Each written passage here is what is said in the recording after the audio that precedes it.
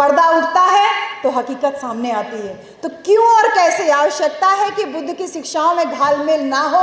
एक भंते ने उस समय जिम्मेदारी ली और जिम्मेदारी को बहुत सफलतापूर्वक निर्वहन किया। जो विनय पिटक त्रिपिटक जो पूरे पिटारा जो है शिक्षाओं का, वो हमारे सामने लेकर के आए।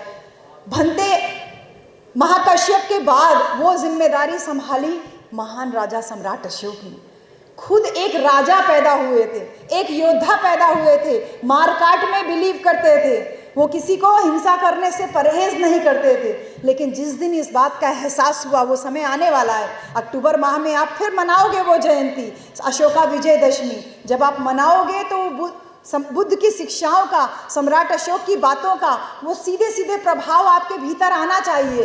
क्यों और कैसे की बातें सीधे सीधे उस पर आती हैं कि जब उनको एहसास हुआ कि मैं इतना बड़ा योद्धा कलिंग युद्ध के बाद और ऊपर से नीचे तक खून में सना हुआ सामने चल के जा रहा है और दो भंते उसके सामने से सर झुकाए चले जा रहे हैं, उनको एहसास भी नहीं कि सामने कौन व्यक्ति निकल के जा रहा है। जब सम्राट अशोक को यह एहसास हुआ, उनको रोक के पूछते हैं भंते लोगों को कि आपको पता है मैं कौन हूँ? और वो दो भंते कहते हैं कि हाँ, हमारे सामने एक हत्यारा है जो सर से पांव तक खून से रंगा हुआ है, जिसकी तलवार पे जाने कितने लोगों का खून लगा हुआ है। वो कहते हैं मैं महान राजा सम्राट अशोक हूँ, मैं कलिंग युद्ध जीत के आया हूँ। बोले युद्ध विजेता वो नहीं होता है जो दूसरे को मारता है, विजेता वो होता है जो स्वयं के ऊपर विजय प्राप्त हो।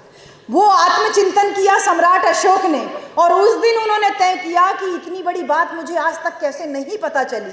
मुझे ये नहीं पता चला कि जो स्वयं के ऊपर विजय प्राप्त करता है वो महान होता है। और फिर जब बुद्ध की शिक्षाओं को जाना और 10 दिन का समय लेकर के जब बुद्ध के धम्म में दीक्षित हुए और फिर उसके बाद जो स्वर्णिम युग भारत का चालू हुआ, वो स्वर्णिम युग केवल इंसानों तक नहीं रह गया, वो जानवरों तक भी पहुंचा।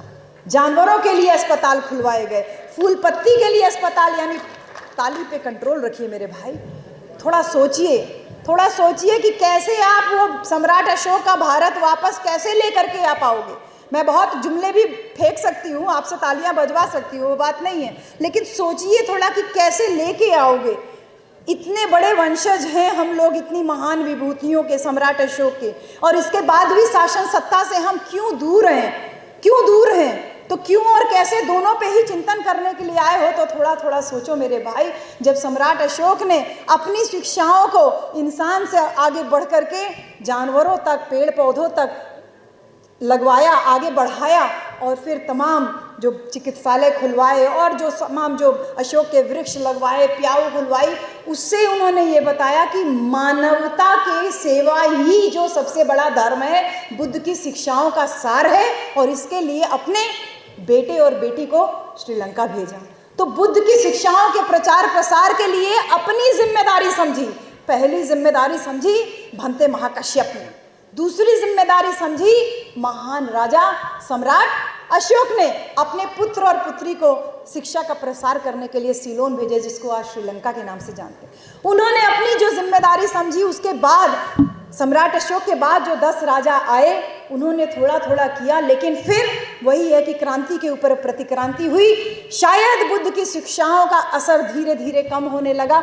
जो एक पूरी तरीके से बुद्ध की शिक्षाओं को ख़त्म करने के लिए ये पूरा स्वांग रचा गया कि इस नमन है इस धरती को, जिस धरती पे बुद्ध का जन्म हुआ। हम आए बुद्ध की धरती से, बुद्ध की धरती पे ही, जहाँ से शिक्षा का प्रचार प्रसार पूरे विश्व में फैला। पूरे विश्व के लोग इसी बिहार की धरती पे, नालंदा पे शिक्षा ग्रहण करने आते थे, और उसी नालंदा को जला करके कुछ तथाकथित लोगों ने खत्म कर दिया। सोच करके देखिए, विचार करके देखिए कि शिक्षा से किन लोगों को उस जमाने में भी आपत्ति थी। जब क्यों और कैसे की बात करते हैं तो सोच के देखिए। मंदिर लूटिए, घर लूटिए तो किसी का फायदा हो सकता है, लेकिन शिक्षालय यानी कि जो शिक्षा के केंद्र हैं, विश्वविद्यालय जलाने से किन लोगों को लाभ हो रहा था, किन लोगों को परेशानी थी विश्वविद्यालय के चलने से, शिक्षा के प्रचार प्रसार से किन लोगों को परेशानी थी। जिन लोगों को परेशानी थी उन लोगों ने किसी और को ढाल बना करके नालंदा विश्वविद्यालय में आग लगवा दी, उसको जलवा दिया। यानी कि जो बड़ा केंद्र था बुद्ध की शिक्षाओं का, बुद्ध की जो ज्ञान का प्रसार का, जो विश्व से लोग वहां तक आ रहे थे, उसको खत्म करने का एक षड्यंत्र उस समय भी रचा गया।